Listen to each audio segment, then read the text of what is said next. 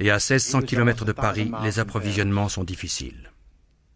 Le continent européen est comme un énorme piège prêt à se refermer sur la Grande Armée.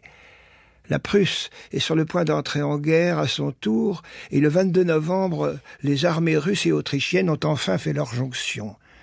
Ils sont désormais 90 000 contre 75 000 Français. Tout individu sensé aurait abandonné et essayé de trouver un arrangement. En fait, il n'y avait que deux possibilités, reculer ou avancer. Napoléon ne reculait jamais. Alors il s'est dit, allons-y pour encore une bataille.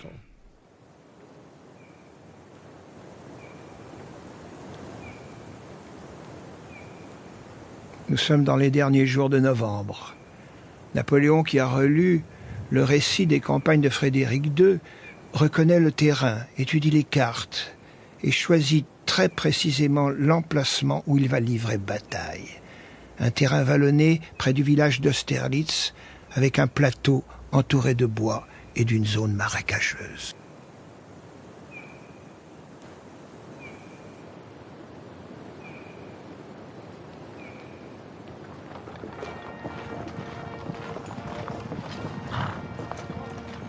L'armée russe compte 70 000 hommes commandés par le tsar en personne.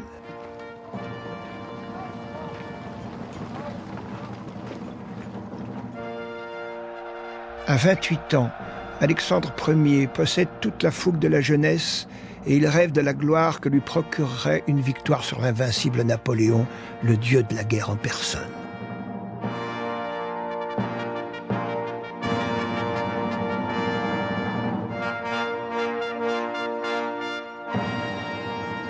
Il y a un côté mystique chez lui et il a l'idée que le destin lui a donné une mission à remplir et d'organiser l'Europe et de vaincre la Révolution. Et ça lui donne une certaine force, mais ça lui donne aussi, ça risque de le pousser à l'imprudence. Napoléon sait que s'il parvient, malgré son infériorité numérique, à pousser le tsar à l'attaquer où et quand il le veut, il a une bonne chance de l'emporter. Napoléon sait que les ennemis savent qu'il est en situation difficile. Donc il va exploiter, c'est un peu comme le judo, il va exploiter cette faiblesse apparente pour la retourner contre l'ennemi. Il va faire croire à l'ennemi qu'il a peur. Le champ de bataille choisi par Napoléon est dominé par une hauteur qui s'élève en pente douce, le plateau de Pratzen. Si je voulais contenir l'ennemi, c'est là que je prendrais position. Mais ce ne serait qu'une bataille ordinaire. J'entends obtenir un succès définitif. Napoléon a son état-major. Sa manœuvre sera la suivante. Alors que son centre contrôle le plateau de Pratzen, il va délibérément sacrifier cette position pour inciter les Russes à attaquer là. Donc, en conservant simplement une mince ligne de défense sur son aile droite, il retire ses troupes du plateau et laisse l'adversaire s'en emparer. Les Russes se sont dit, c'est gagné. On tient les hauteurs au sud où les Français sont peu nombreux, on va les attaquer là et bousculer toute leur armée. Napoléon avait bien jaugé son adversaire. Devant son état-major, le tsar se prononce pour une attaque immédiate. Aux côtés du tsar, il y a Koutouzov, un vétéran qui combattait déjà dans l'armée russe sous le règne de Catherine II. Koutouzov a essayé de modérer les ardeurs du tsar. Il sentait le piège. Il n'a peut-être pas exactement compris, mais il a senti. C'était un vieux renard. Mais revenons à la veille de la bataille. Dans la soirée du 1er décembre, après avoir dîné de son plat préféré, pommes de terre frites et oignons, l'empereur passe ses troupes en revue. Il est particulièrement calme et de bonne humeur. Voilà la plus belle soirée de ma vie, dira-t-il avant de rentrer sous sa tente. Les acclamations des soldats ont fusé sur son passage. « Vive l'empereur! Longue vie à l'empereur !» Et les hommes allument des torches qu'ils brandissent pour acclamer leur général. Le camp français tout entier est comme illuminé.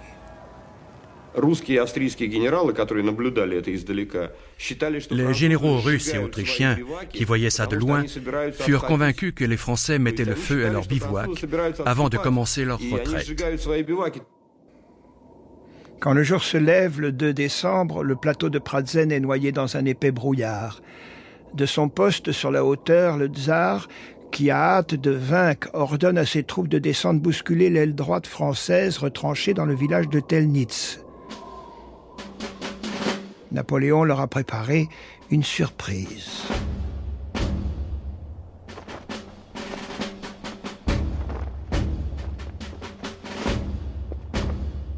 Il a fait venir secrètement de Vienne 2 divisions qui ont couvert les 120 km en 2 jours. Et il leur fait prendre position là où l'adversaire les attend le moins.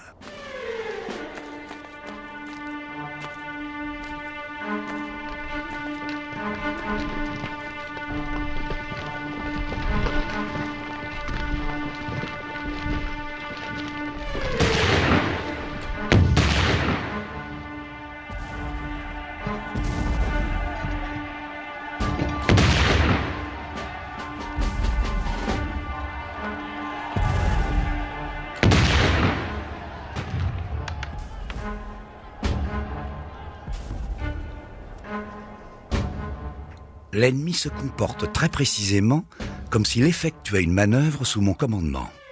Napoléon. Napoléon a obtenu ce qu'il voulait, une attaque contre son aile droite. À lui maintenant de jouer et de reprendre le plateau de Pratzen, laissé pratiquement sans défense par les Russes. Il a massé 2 corps d'armée au pied du plateau, 17 000 hommes que le brouillard dissimule.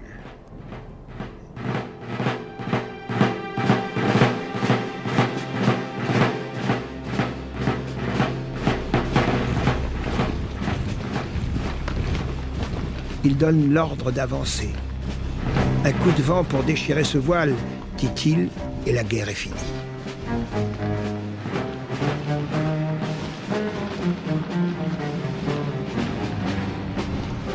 Ce sera le soleil qui, en perçant, balayera le brouillard.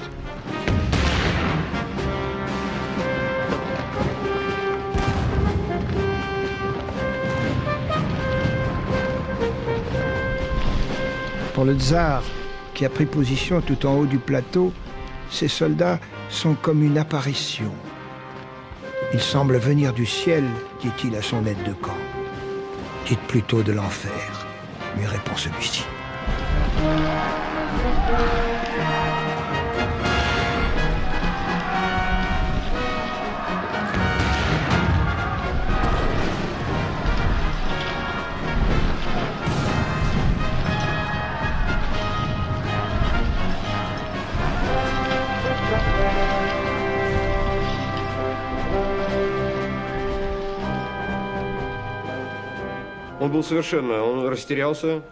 Alexandre ne savait plus quel parti prendre. Il était complètement perdu. Et il a également perdu tout contrôle sur sa propre armée. Ça a été la panique complète sur le plateau et lui n'a plus participé à la bataille. Se croyant attaquant et se voyant attaqué, l'ennemi s'est regardé comme à demi battu. 30e bulletin de la Grande Armée.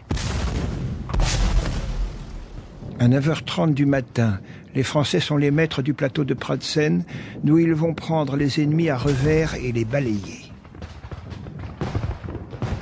À 5h du soir, tout est terminé. Le silence va tomber sur Austerlitz en même temps que la nuit. Napoléon ne pouvait rêver plus somptueuse célébration de son couronnement que cette formidable victoire. Le bilan des pertes est lourd. On déplore 9 000 tués et blessés du côté français, 16 000 chez les Russes et les Autrichiens. Ce qui reste de l'armée russe écrasée repart vers la Russie.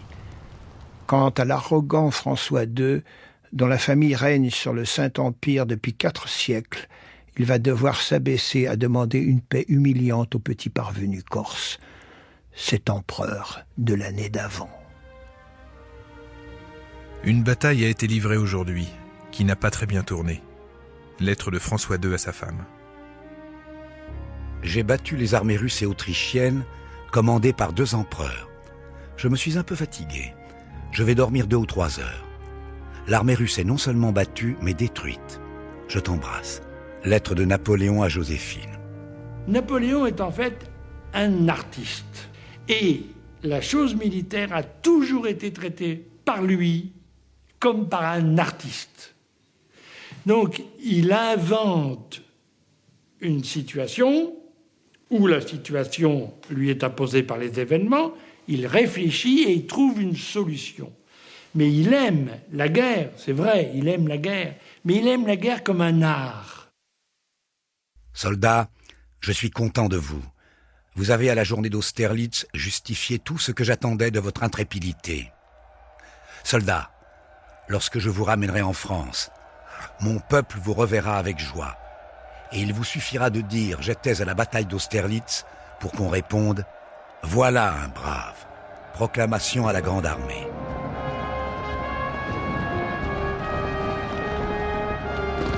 Paris célèbre la victoire avec faste. Elle est si éclatante qu'elle devrait garantir, semble-t-il, une paix durable.